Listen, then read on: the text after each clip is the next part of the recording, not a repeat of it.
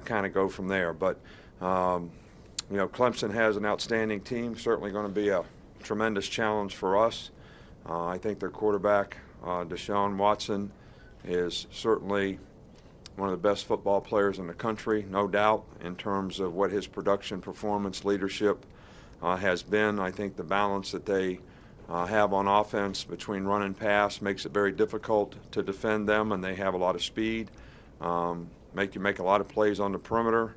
We're going to have to tackle really well in the game on the perimeter.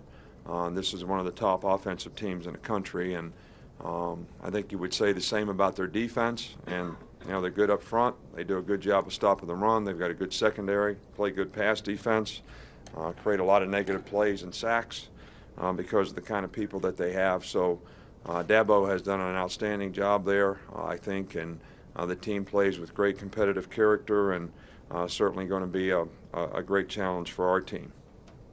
Start here on the right with Aaron. You speaking of Dabo, you guys have different personalities in the way you go about doing things. What do you think of his personality, the dancing in the locker room kind of stuff? You know, I like Dabo. You know, he's got a place at Boca Grande where we have a place, and you know, we go for boat rides together and go out and eat. And he's got a great family, and his boys play basketball and all that stuff. So I think everybody's got to be who they are, and I think, you know, his relationship that he has with the players is the most important thing, and I think that's always been really, really good. And they certainly, you know, play football in a way that you'd like for them to play if you were any coach or anybody observing the way they play. So obviously their coaches do a great job, and he's the leader of the organization, and I think that's all a reflection of him. I mean, I think the bottom line is they do a great job there, and he does a great job, and they've had tremendous success. To the left of Matt. Speaking of dance moves, what kind of feedback did you get on your dance moves from after the game the other night? You know, I really didn't want to dance. I really do have some moves. I didn't want to let them all out.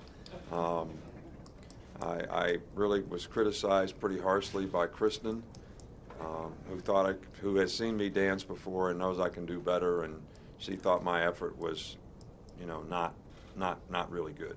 And more importantly, what do you think of their secondary and each of those guys individually, the two corners and the two safeties? They're really good players.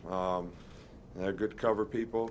Both corners have quickness and change of direction and do a really good job. They've got good size safeties, and they come out of the top, and they're very aggressive and good tacklers. And you know, we're going to have to do a great job in execution to be able to make plays in the back end, that's for sure. And they got a good pass rush. Back up front, right with Mark.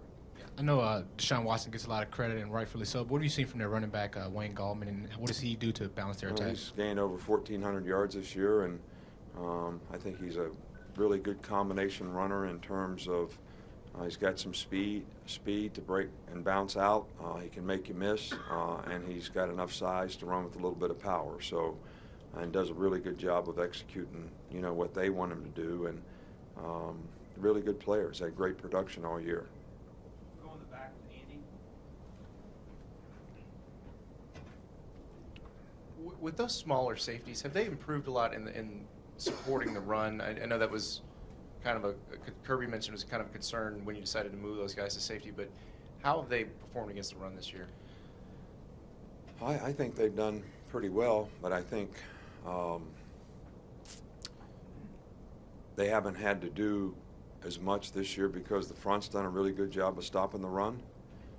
But in the opportunities that we've needed them to fill the run, I thought they've done a really good job.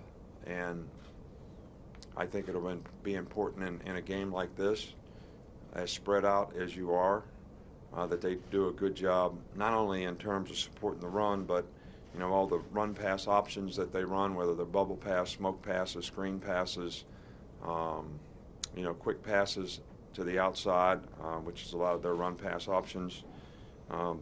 Everybody in the secondary is going to have to do a great job of tackling.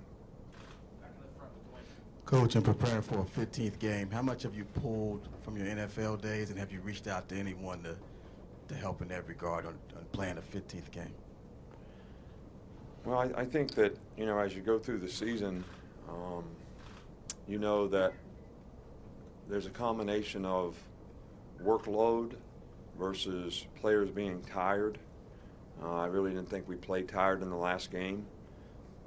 Gave the players a couple days off. We had a couple days of practice. We gave them another day off, and now we're going to go through a regular work week. And I'm hopeful that that'll be the right combination. But we do sort of back off as we go through the season on a pretty regular basis, and we've done that this year, and I think it's been beneficial, and I think it's helped us finish a little better, and hopefully this will be the right combination for this game. But this is going to be a totally different kind of game too, because these guys average 80-some plays a game. Where Michigan State didn't average that many. They weren't a fastball team. The game's going to be longer, and players are going to play more plays. So it's going to be a game where conditioning is going to be at a premium. Back middle with Cecil. Coach, did you have to mention the 24-hour rule? Did the players sort of impose that on themselves coming out? Oh, I talked to them about it, but we actually gave them 2 days off, after the game. We traveled on Friday. We gave them Saturday off. We brought them in on Sunday and had a light workout and watched the film. So really, I guess they had 48 hours on this one. But, today started a regular work week, regular game preparation week. So I think that's when the focus needs to be what it needs to be in terms of effort, mental intensity, making adjustments, making sure you got a good grasp of what we're trying to do game plan wise, and have a good understanding of what they're trying to do on both sides of the ball. Back over here to Michael. Just wonder where you've seen Cyrus Jones improve with the punt returns. I know he's got 4 return for a touchdown and then 1 in the Cotton Bowl. Where has he improved in that realm? Well, Cyrus has always been a really good punt returner, and we had a couple early in the year that were good returns that actually, we had some penalties on that got called back. But I think the most important thing that he does is he does a really good job of taking care of the ball. I know he got hit on the 1, and the ball came out and went out of bounds in the last game, but he does a good job. Possession of the ball is the most important thing, and then when you got a guy that's got running ability like he does, I think the guys are taking a little more pride in trying to get better holdups and executing the returns, and he's certainly been able to take advantage of them on several occasions. But and hopefully, we'll be able to do something in a positive way in the kicking game in this game. Go in the back with Mark. Or Joe's fine. Either one of those, both of you back. Coach, you kind of touched on this a little bit already, but having been in a few of these games in the past, what's the most important thing you've learned over the years as far as finding the balance between making sure the team is sufficiently prepared but not overly tired come kickoff? Well, we've never been in this situation. We always, in the other championship games that we've been in, it was a one-game season, really. So you went from December 6th or whenever the last game was, right to the game.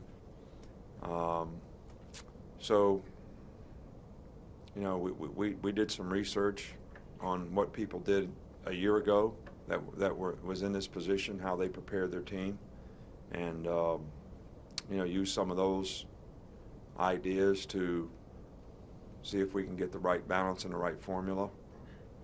But you never know until they go out there. And, I've seen teams playing bowl games that look slow and out of shape. I've seen teams that look, really fast. I'd rather look really fast, but I hope we're not out of shape, because it's going to be, a 60-minute game, and there's going to be more plays, and the pace of play is going to be faster, and we're going to have to adapt and adjust to it. Right next to him, Mark. Coach, you've been mentioning the pace of play, the number of plays Clemson runs.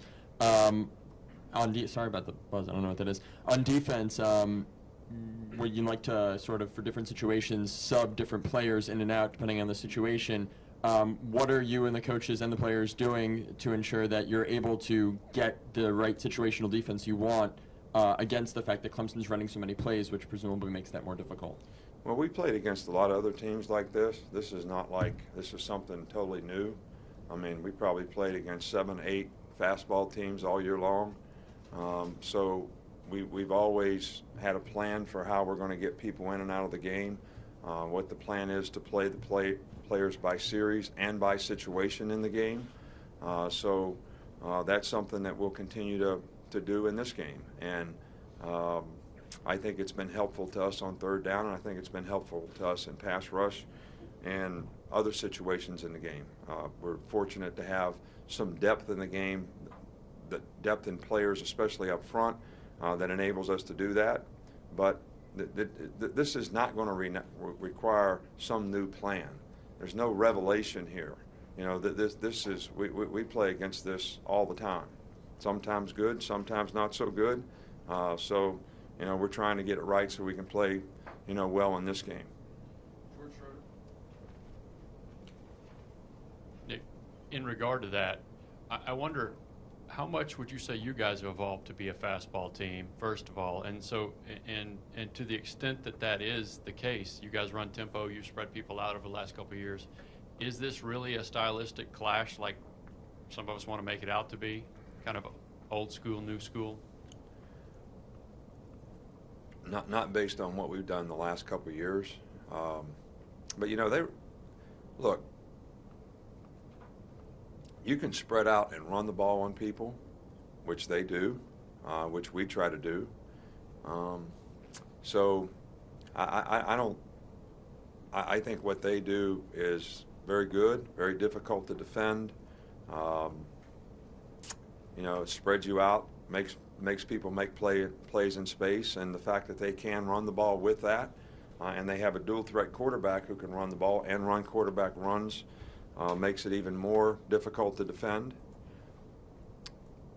You know, we do some of the same things, so I don't think it's dramatically different.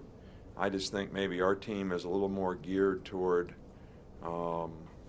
featuring a great running back and doing things a little bit different that helps the quarterback play to his strengths. Nick, you've said several times before that how much you like this team. Why is that, and do you think it has anything to do with the fact that this team seems to embody everything you promote with the process, team first attitude, focus, that kind of thing? Well, I think I like, first of all, when you talk about a team that buys into doing things the way that you'd like to do it, you know, you define principles and values of the organization that you think are important to be helping the organization be successful, and that's the easy part.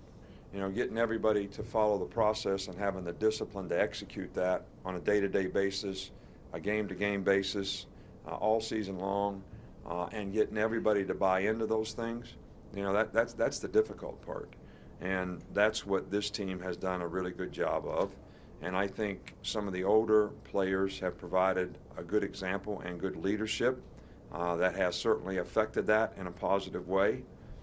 And that's why, you know, I really like this team. They're fun to coach. You're not harping on people to try to get them to do the intangible things that should be a given, and you're just teaching them what you like for them to do in that particular game, because they sort of buy into doing those things and understand that it's important and it takes what it takes. And that's been the good thing, and that's why this team has improved. And I think when I say it's a long season, they chose to be here by doing the right things. That's exactly what I mean. Go here in the middle with Chip. Yeah, Coach, as far as defensive preparation, would you say that Kirby Smart has been involved even one iota less because of his commitment to Georgia, and or has Jeremy Pruitt, you know, here to pick up any of that slack? No, there is no slack. You know, I mean, everybody, I think, is totally committed to what they need to do here. I don't have any questions about that. I didn't have any questions about it in preparation for the last game.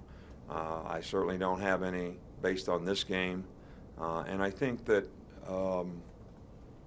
you know, sometimes when you coach, if it's not for the players doing all the things that they do to help you be successful, you wouldn't have success. You wouldn't get opportunities. So I think we're all doing this in honor of the team and the players.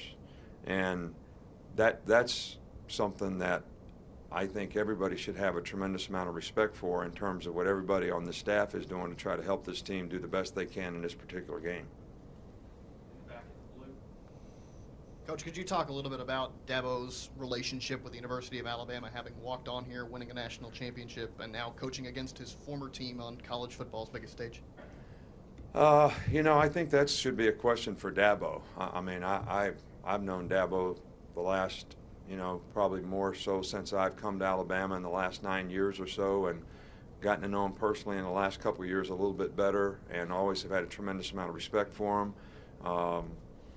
You know, I know that, you know, most of the people who played here have a tremendous amount of pride and respect for, you know, this institution and this place. And I'm sure he does. But, you know, he's the coach of another team now, and I'm sure he feels the same way about his players and his program and what the pride that they have and the kind of performance that they want to have in this game as we do here in ours. And it really doesn't matter about the rest of it. So I think that's a better question for you to ask him. I was just wondering about the logistical part of, you know, what kind of a look ahead were you guys able to get at a potential Clemson opponent or an Oklahoma opponent, and what kind of head start were you able to get because of that? You know, do you feel ready? We don't look ahead, man. I mean, we were trying to beat Michigan State, all right, and we knew we had days to get ready. We got less days to get ready for a game when we play LSU next week, or we play Ole Miss next week, or we play Florida next week, or, you know, we play Auburn and then we go in the SEC championship game. So, you know, we have people here who break down film, and they broke down film on both teams. So whichever team we played, but from our standpoint, we're trying to win that game.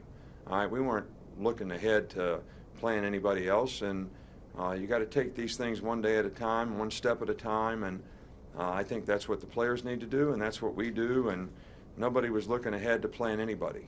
To be honest with you, I didn't even know who won the other game until our game was over, so, and didn't really care. Last question right here. Nick, how surprised have you been, if at all, with Calvin Ridley's production as a first-year player, especially going into the year knowing you had to replace a guy like Amari? Well, he didn't go into the year replacing a guy like Amari, and that's not our expectation for him. And he was playing, rotating with Robert Foster and Ardarius Stewart and Mullaney. You know, those four guys were sort of playing a lot, and Robert Foster got hurt, and that gave Calvin a lot more, you know, opportunity to play. But I can't really say that I am surprised, because when we recruited him, we thought he was an outstanding talent.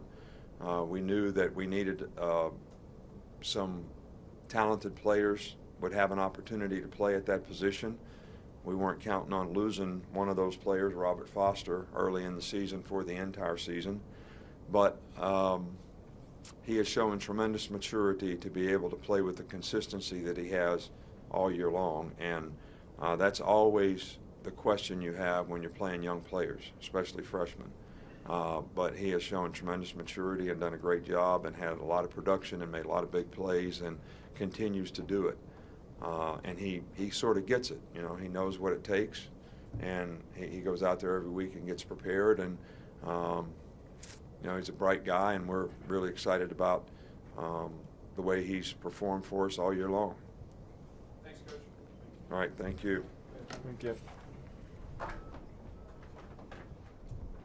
Hey guys, looking forward to the opportunity and a great challenge of facing this Clemson offense. They do a great job. We started prep on them the last couple of days. They do an excellent job with their offense. They spread you out. They go fast. They've got a lot of good football players, and I got a lot of respect for what they do. So we're looking forward to the opportunity. Questions? We'll start right here with Aaron. Kirby, when did you think it clicked for Tim Williams this year, and what has he added on the edge of your defense? Well, he's added speed, power, acceleration. I don't really know when it clicked. I would say somewhere in fall camp. He started to pick things up on third down, kind of became a specialist, and a very sharp kid that's picked it up as we've gone along. A lot of our calls and stuff are conducive for him to go fast, come off the edge, create havoc, and he's gotten better and better under Coach Tosh's tutelage. He's done a great job getting better. Chris Walsh right here. Kirby, you've obviously been in this situation before. What's different about this championship game? Well, we've been in some different ones. You know, you've been in there with the LSU, kind of tight, bunched up, running at you. Texas was a little bit spread. You know, then Notre Dame spread it out some. These guys are probably the fastest tempo we've played in a championship game. So they create a lot of challenges for us because they've got a lot of formations, a lot of space plays, a lot of good skill players. So it creates kind of a new dynamic in this situation for us to be able to stop those guys. And what seems like a short week, I mean, I guess it's more than usual, but it's not as much as the last game was. So it's a really quick turnaround. Right back over to John Zener. I know we ask a lot about your defensive front, but have you ever had a group as kind of as deep and diverse as this? And I'm including some of the guys that maybe don't get a lot of attention to the Petways and those guys. Yeah, we've never had one this deep. I mean, this group is pretty deep. I mean, they can roll in and out and not drop off a lot. They take pride in that. There's not a lot of selfishness with that group. They challenge each other each day, and they compete for playing time, and they do a great job of helping each other out and supporting each other, which I think is really important in the D-line. They're a tight unit, kind of like that offensive line is. Back over to Chip.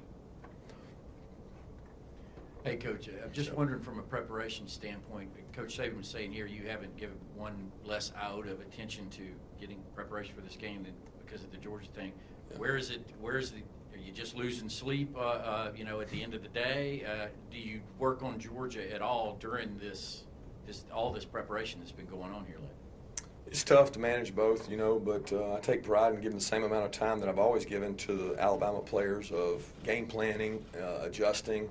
But certainly when I would have been recruiting for Alabama on the phone or internet or whatever, Twitter, I spend all that time on Georgia with the recruiting because, I mean, at the end of the day, Coach is still recruiting here for Alabama just like I'm recruiting for Georgia. So that time gets offset. But as far as the commitment to the players, it hadn't dropped any. If anything, I'm trying to make sure they know I'm giving them everything I got every day and a lot of energy out there. In the middle of Cecil. Coach Smart, there seems to be a lot of people who want to compare Deshaun Watson to whether it's Johnny Manziel or Nick Marshall or whoever. Do you make any comparisons like that, or is he sort of unique in what you have to? I would definitely say he's unique. I mean, you could go there a little bit. I mean, it's almost like a mixture of the three guys with Nick Marshall as a perimeter runner. Deshaun runs well on the perimeter. Johnny Manziel was a great athlete to create things in space. So does Deshaun Watson. And then this guy runs more power run game like you would say Cam Newton does. Obviously, he's not the same stature as Cam, but he runs some of the similar plays that Auburn ran with him. So the mixture of those three guys, he takes a little bit from each one because he can pass the ball. I mean, I watched this kid all through high school. He is a phenomenal player, but more than that, he has the it factor, and they believe in him, and that's pretty important at that position. Far side of the room with John. You've been with Nick for a long time. Just how have you seen him evolve as a coach from maybe when you got here initially to where he is now? Well, you know, he's always been demanding not only of the players but the coaches and the people in the organization. He doesn't miss anything. He's on top of everything. But if I had to say the biggest change I would see, it would be the psychology of the athlete. He spends more time on the message he's going to deliver to the people in the organization so that those people in the organization take that message to the players. And then his message to the players, just like today was a typical Monday, he delivered a great message to the team to get them in the right mindset for the game. And I think that's where he's at the cutting edge. He's always using analogies, using stories, trying to find something new so that it's fresh for the kids. It doesn't get the same message, and he's elite at that. Back down front here with Mark. In preparing for Deshaun Watson, how's some of the scout team guys done, like Blake Barnett and these other guys? Done a great job. You know, Jalen Hurts has been out there, and he's done a great job. Kirby just got in here. So, you know, we got Blake and him, so we got two fresh guys to keep rolling in. But obviously they can't give the exact same picture, but they've done good so far. And the biggest thing we can't simulate is the tempo. And the tempo is, you know, what they try to use as their advantage. So. Go to the back of the mat. And actually, I have a scout team question also. So, going into a game against a dual threat quarterback, how helpful is that to have somebody like Blake Barnett and now Jalen on scout team? And just as you faced, or with Blake as a scout team quarterback during the course of the year going against the first team defense, just what have you seen from him as he's going against the first team defense during the year? Blake's matured. Blake's gotten a lot tougher. You know, he came in. I said it at the last bowl game. Those D linemen have been hard on Blake. They've beaten him up a little bit and roughed him up. And even though he's got a black jersey on, he gets popped some. Same way we've been doing with Jalen. We're telling those guys that, hey, you're live. Just because you got a black jersey on, you're going to get hit. And you need to get hit. So it makes them better, but it makes us practice tackling a quarterback, which is not always natural because we don't get to hit quarterbacks all the time. So both those guys have done an excellent job. They're good leaders, as well as David Cornwell. He's a little different dynamic, but we roll those three guys in there, and it's kind of a luxury to have those three guys working on Clemson's offense for us. Back out front with Dwayne. Coach, you've obviously coached some great defenses. In terms of this group, how similar they are in terms of mentality and how they go about the game?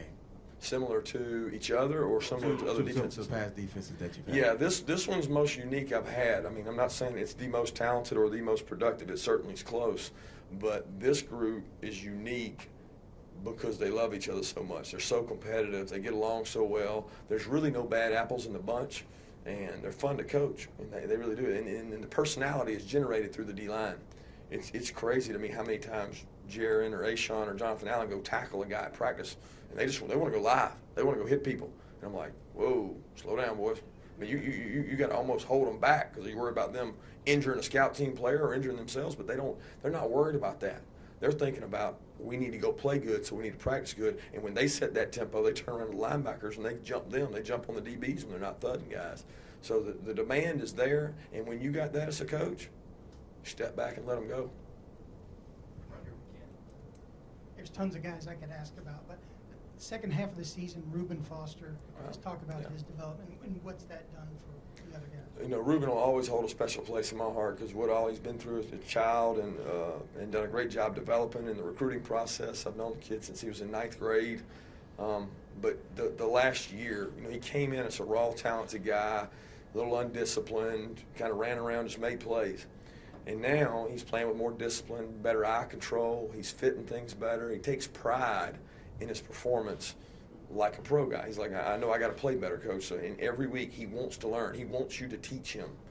And when you got a guy that's really talented and he's coachable, it's kind of why we do this as coaches, because you get to enjoy being around a kid that's grown up a lot in the last 3 years. So I've enjoyed coaching. Last two quick ones, Alex and Mark. Given Deshaun Watson's athleticism, how much are you going to rely on the second level, the linebackers, especially outside, Dylan, Denzel, to stay home a lot and kind of make sure he doesn't get outside of them?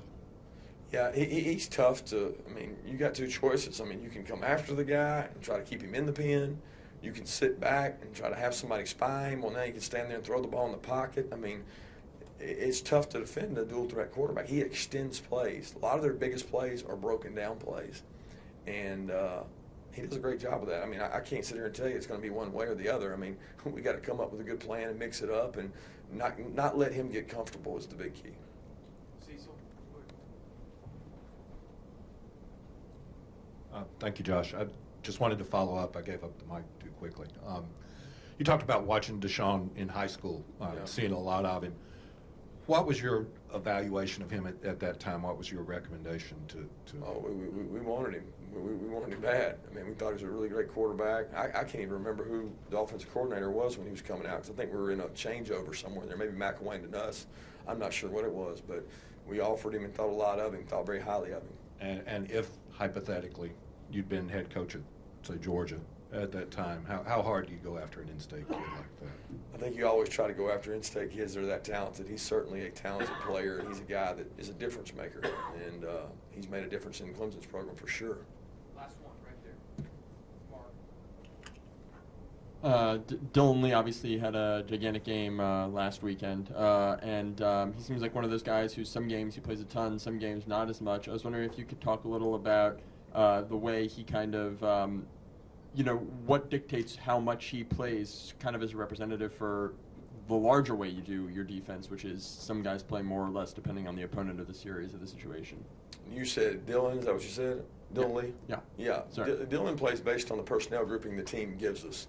So obviously big physical running teams, he's a big physical guy. He plays more often in that. In our sub defense, nickel dime package, he's a backup player that plays behind Reggie a lot of times. So he doesn't play as often. But he's grown as a player. He's really smart. He's one of the few players on our team that can play two positions. He's playing outside backer and inside backer. That's really a tough deal. There's one week he's all outside, then the next week where the other kids have been all inside, he jumps back in with the inside and has to catch back up. So it shows his ability to learn and grow as a player, and he's done a great job. That he gives maximum effort every day. Thanks, Kirby. Thank you, guys. Appreciate it. Okay, obviously excited about this game and matchup.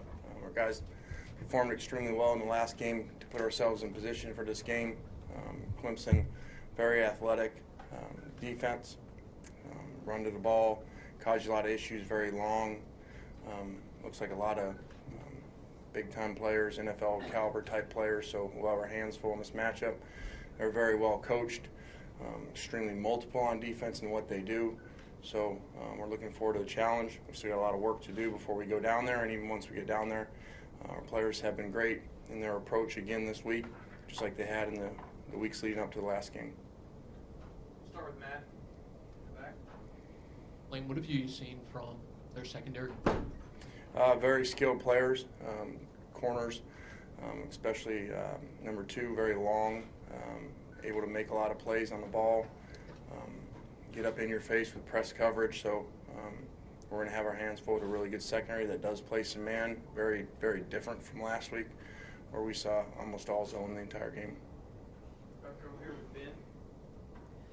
Coach Saban has talked a lot during the season about how Jake has done a really good job doing what you guys asked him to do. Have you asked him to do more and more as each week has gone on? Well, I don't really think it's asked me to do more. I think every week depends on who we play, how that game's going. And even the preparation of what you think the game will be like often is very different than what it is. So we did ask him to do some more things last week because of the defense we were playing, the matchups that we thought that we had. We thought our better matchups were on the perimeter in that game. So Jake made a lot of really big throws in that game. Very accurate with the ball. You know, normally there's a game, 2-3 throws where you're always saying, man, if he would have just made that throw. That's the case with almost any quarterback. But in that game, similar to Blake's SEC Championship versus Missouri, thought those two games were similar with the quarterbacks playing about as well as you can play. Right here with Aaron. You're kind of known for your ability to create favorable matchups for your skill position players. When you're able to get Calvin in the slot one-on-one against the safety, your eyes kind of light up? Yeah, I mean, you're always trying to get matchups, and sometimes they work, sometimes they don't, because they coach too, and they have good players as well. So, but you're always trying to get certain coverages for certain plays, and that's why you do that's what we do all week. Try to figure out they play this versus this in these situations, so we can run these plays. And sometimes you get them, sometimes they don't. And so in that last game, fortunately, we were able to get those quarters type looks versus Calvin in the slot a couple times and hit a couple big plays. Back on this side with Michael. How does the preparation for a game like this vary from a regular bowl game, a regular season game? When the game's on the big screen, when you guys are warming up for the Cotton Bowl, do you even pay attention to that, even though who's winning Clemson, Oklahoma? As far as preparation for this one or for the last one? Well, the on the screen game last situation was different, obviously, but we didn't pay much attention to it. Glanced at it early on before we went out for the final warm-ups. But this game's much more like a regular season game, Phil. Maybe like having a bye week, so you have a little bit of extra time, but it's not at all like a bowl, Phil, where you have bowl practices that are irrelevant to the opponent that you're playing. This to me just seems like kind of maybe having a Thursday night game after a Saturday, 2 before, so kind of a week and a half. So we have a little bit of extra time, but that extra time is about the opponent, not really about just making ourselves better, kind of like the training camp mentality that we do here, in that first week of bowl prep. Right here with John Zener. Probably, I mean, obviously no program in the country lately has kind of sustained this kind of success where going into every November or December you're in the national title contention. What does that say about Coach Saban, his process, and kind of how hard is that for a head coach to sustain that? Yeah, I think it speaks volumes for Coach Saban and the process. You can't continue to be there all the time like this without a belief system, without a process, whatever that is. And Pete Carroll used to say all the time, anybody can do it one time. you know.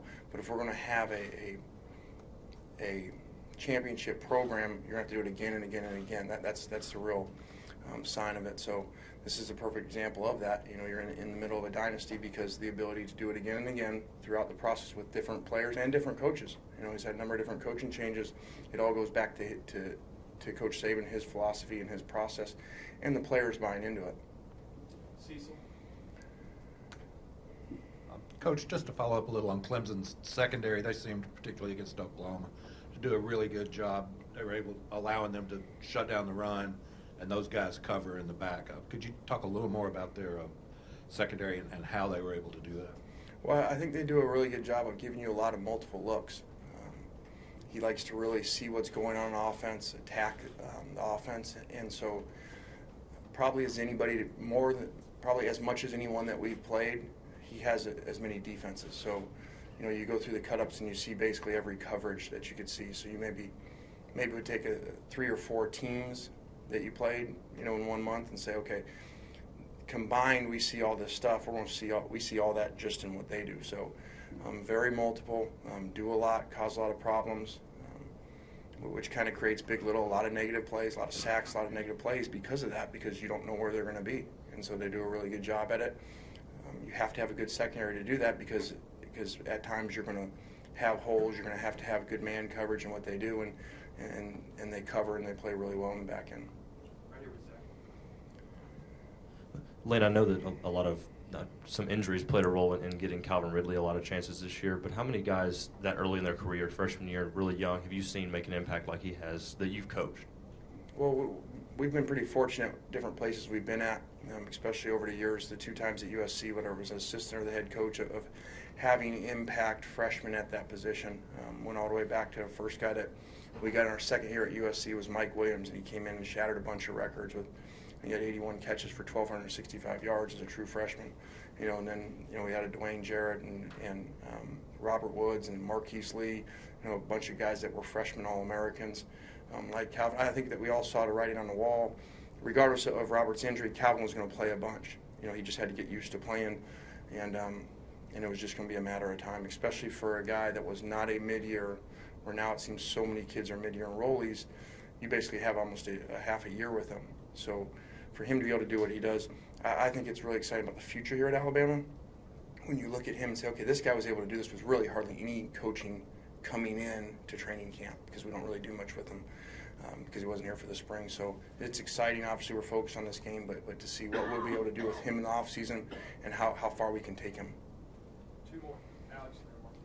Given how much Derek and Jake kind of, you know, live that selfless kind of leadership role a little bit, put the team before themselves at all times, how much do you feel like this team, especially on offense, kind of embodies a little bit about what Nick does, what Nick promotes about the process, and just living that focus every day?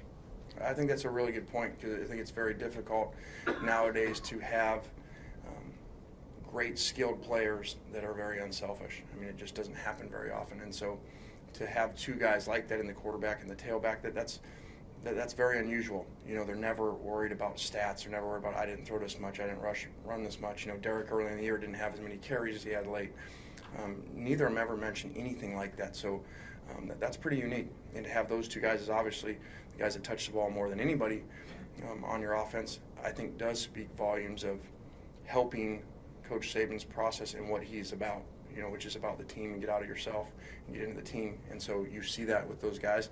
And I think in this year's team, I've not been here for all those years before and all those the stories that I hear and stuff, but I can't imagine that there was more of a unselfish team of great players, a lot of NFL players that are all on one page and one goal, which obviously speaks to Coach Saban. Last one right here with Mark. Just kind of touching on the passing game and sort of Calvin and some of the other receivers. How have you seen that group evolve since Jake has settled into his role, and also Ardarius and these other guys developing the bigger roles? Yeah, I think I go back to the Tennessee game when you talk about the receivers. Mulaney's been consistent. He was older and had played, so Richard's kind of been Richard. But for Jake and the 2 young kids in Calvin and Darius, I think you go back to the Tennessee game, confidence is fragile, and no matter how talented you are, until you really get that confidence and you feel that, you know, it's hard for it to develop. And I think in that game, because of making plays, this is a defensive team and still is a defensive team, but they made plays to keep that drive alive for us to go down and score and eventually win the game. That was very big, and I kind of feel from that point they've taken off. Even though there's games we haven't asked them to do as much, they've still, in every game since then, I feel like there's been impact plays, down the field plays, especially as you look at the games of late, the last 3 games, Auburn, Florida, and then last week. All 3 of those games, there were a couple throws downfield and a couple plays downfield that were not made in the first half of the season. And then that's the difference in the team. We're still the same as we always were up front. It's those guys making the plays have changed the dynamic of the offense.